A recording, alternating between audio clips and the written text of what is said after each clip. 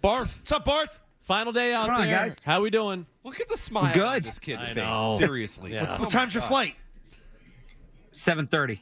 Oh, so you already checked out. You're just hanging out there. Just hanging out. Yep. Canceled it. He's never leaving. What'd you do for dinner last night, Barth? How'd you follow up the night before?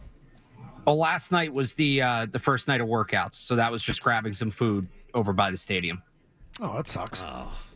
Sorry to hear that. All right. Well, Hey, fill us in on this weight that Mason Graham came on. What the hell is going on? Yeah, look, schools fudge the numbers on those kind of measurements all the time. Even we've seen pro teams do it from time to time, right? Maybe an inch or two, 5 pounds here or there. Not 25. Right. 323 to 290 is something. And I've heard some people say, maybe he dropped weight for the combine, although he's not testing, so I don't really know why he would do that. He looks like one of our interns now. It changes the picture. And look, he's still a really athletic, aggressive, physical defensive lineman. But the reason he was talked about in the top 5 was usually guys that play that way are about, 290 to 305, 310 pounds. Braden Fisk is a really good player with the Rams, who similar body type, similar play style, but he was a second-round pick last year. Dude, they were talking about Jeffrey. Sorry to interrupt you. They were talking about Jeffrey Simmons comparisons with this guy. Kick him down inside. He's going to be devastating. Yeah, no, it's not that same. He can still be good. He can still be effective. But it's not that same rare combination. And the thing is, though, with the Patriots, with this new defensive system, they don't prioritize size as much as explosiveness. So, well, it may hurt his stock overall.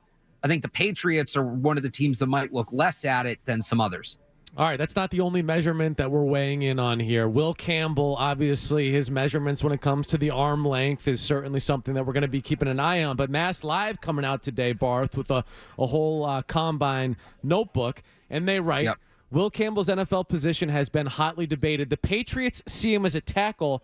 Arm measurements be damned. So even if he's a T-Rex out there, it sounds like the Patriots are still in on him. What do you make of that? I think they're right. I think they're right. He's going to be close enough, and I think he has enough talent to overcome that. No players without their weaknesses. He's incredibly technically sound. His power's great. He plays with a great motor, great energy, mean streak, all of that.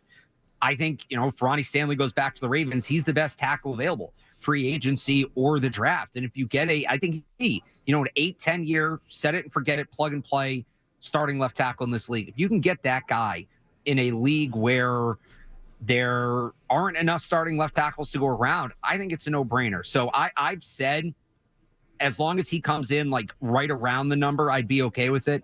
It's going to be right around. It's not going to be anything insanely short.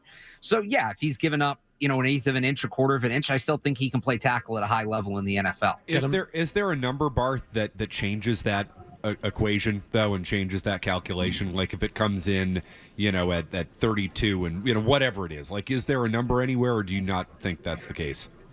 For him specifically, I mean, if it was like 32 flat, I'd take a longer look at it, but I would be shocked.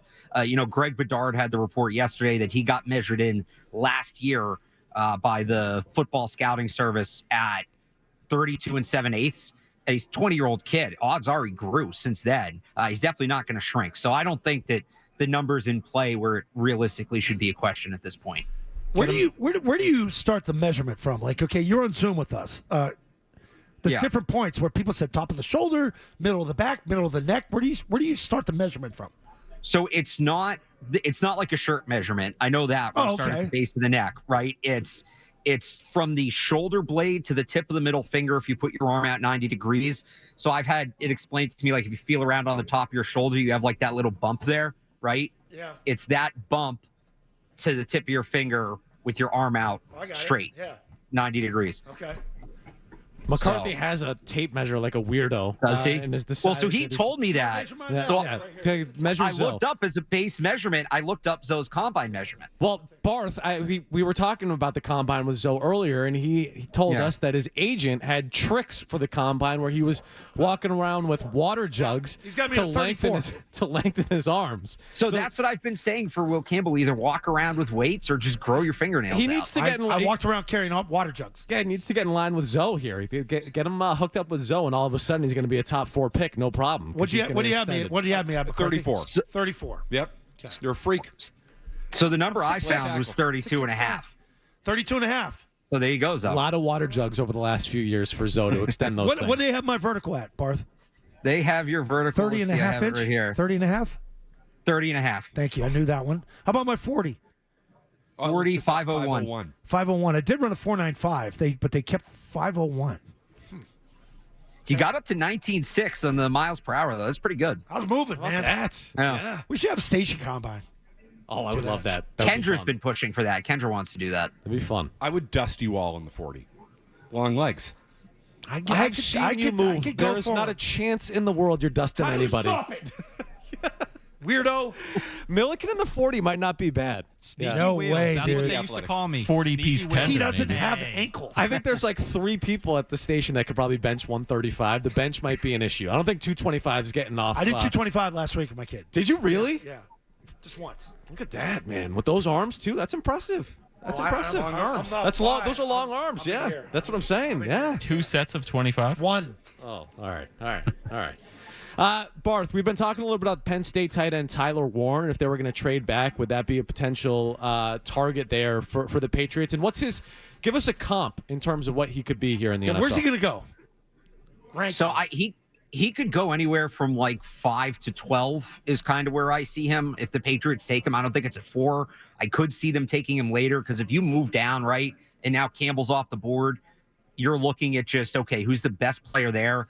I think if we're just going to like rank them out of 100, right, I think Tyler Warren is as good of a player as Mason Graham. Neither one plays a premium position. Really powerful player. He's not quite George Kittle type. Like, I don't know that he's that level, but he's going to be a really good tight end in the NFL. Does everything. And when I say that, there was a play this year against USC where they had him snap the ball. He played center, and he caught the touchdown pass. And they would use him as a wildcat quarterback. They'd use him as a running back. They'd use him as a fullback. They'd split him out wide. Like, that's a lot of the value that he can do so many different things. And we know Josh McDaniels has had success with those guys. So, look, drafting a tight end that high when you have these other significant needs is a tough sell. We'll have to see how free agency goes. But he is a great player. I think he'd be a good fit, too.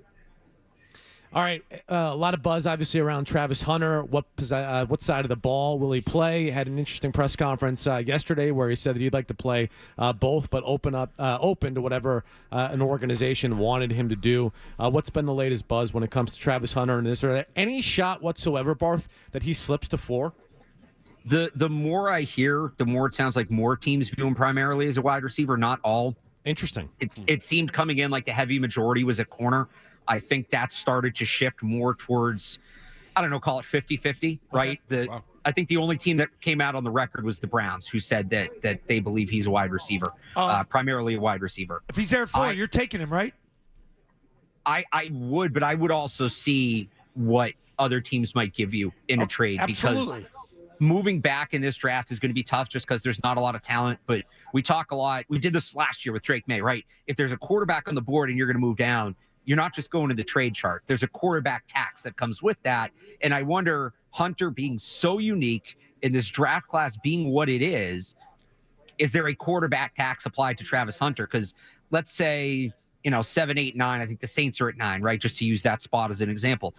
Let's say the Saints at 9 want Travis Hunter and they're willing to give you their first round pick next year.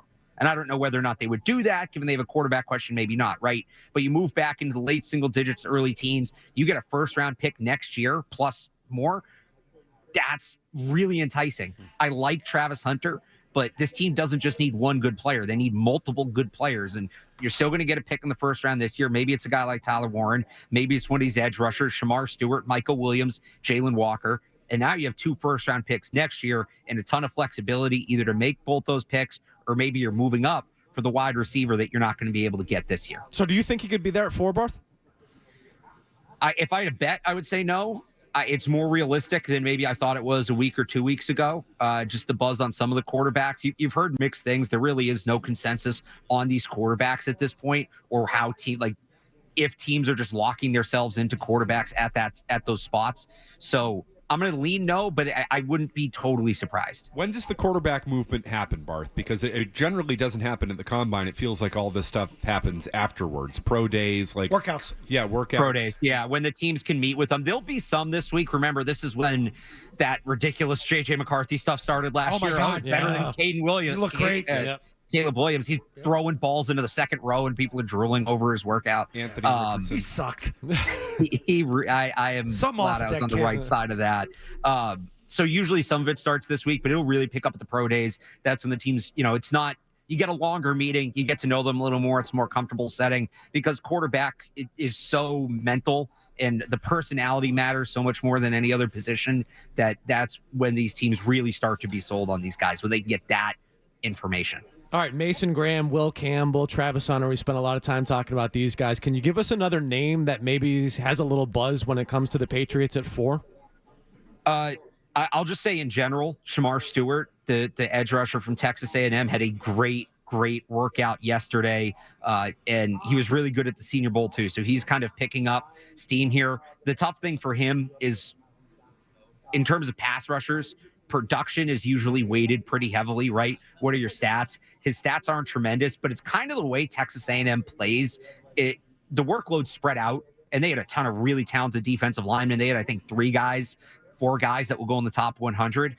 But the explosiveness, the power, the athleticism, it's all there. And the Senior Bowl, the testing allowed teams to see that. He came into the week projected like mid-first round pick. Now I wonder if he goes in the top 10. I was even kind of thinking last night, he had this great workout. He's dominating. Mason Graham has that weigh in. Does he pass Mason Graham as maybe the top defensive lineman? So that's a guy I think that, if the draft was today, it might surprise some people how high he goes. I think he'll get the bump here in the next couple of weeks. But if the Patriots move down 5, 6, 7, they want to address the defensive line, there's a real good chance that he would be the best player on the board at that point for that position. All right, he is Alex Barth at 98.5thesportshub.com. Barth, great job in Indy this week. Crushed it. Thanks, guys. See you, buddy. Have a good trip. Solid combine for Barth. Don't forget, by the way, you still get that full per diem, even if it's a half day there. That's right. So use even it. on a Use travel Barth. day. Yeah. Travel days count, Barth. Don't forget. Hey, if you like that clip, check out more videos from Zolak and Bertrand right here. For more Patriots analysis and opinion, hit this playlist. And for all the latest from the Sports Hub, download the app at 985thesportshub.com.